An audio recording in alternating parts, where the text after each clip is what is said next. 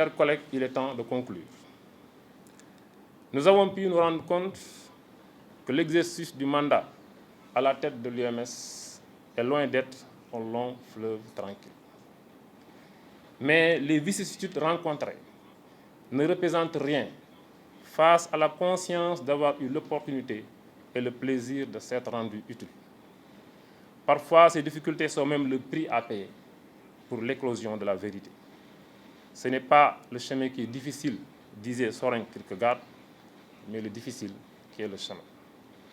C'est donc pour nous l'ultime occasion de remercier tous ceux qui nous ont fait confiance et de rendre un hommage mérité à tous les membres du bureau exécutif avec qui nous avons eu le privilège et l'honneur de travailler.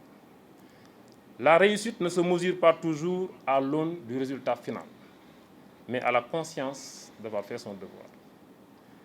Nous avons conscience d'avoir, pendant ces 4 années passées à la tête de notre prestigieuse union, fait notre devoir et donné le meilleur de nous-mêmes. Dieu fasse que l'équipe dirigeante qui sera élue tout à l'heure ait les moyens et l'opportunité de faire plus et mieux pour le plus grand bien des magistrats et de la justice.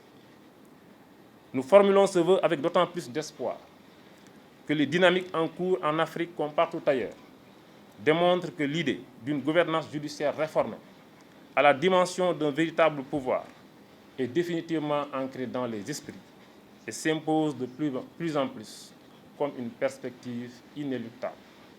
Le culte de l'objectivité nous oblige à reconnaître que ce système judiciaire traîne des handicaps qui contrastent avec le rôle de la justice dans un état de droit et la place qu'elle a vocation à occuper au sein des institutions de la République. Il s'agit notamment du contrôle quasi total que l'exécutif exerce sur la carrière des magistrats, qui constitue une menace permanente pour l'indépendance d'esprit des juges, de la précarité statutaire des magistrats, qui trouve son paroxysme dans les dispositions discriminatoires sur le régime de retraite. Il s'agit enfin de la subordination excessive du parquet au ministère de la Justice, qui contribue à faire peser sur cette entité et par ricochet sur la justice tout entière un soupçon permanent de collusion avec l'exécutif. Qu'on ne s'y trompe pas.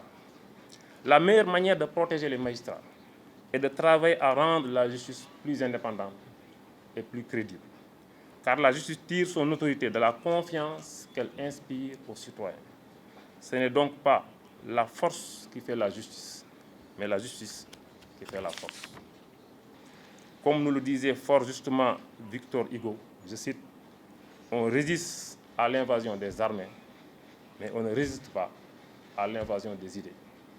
Je vous remercie de votre aimable attention.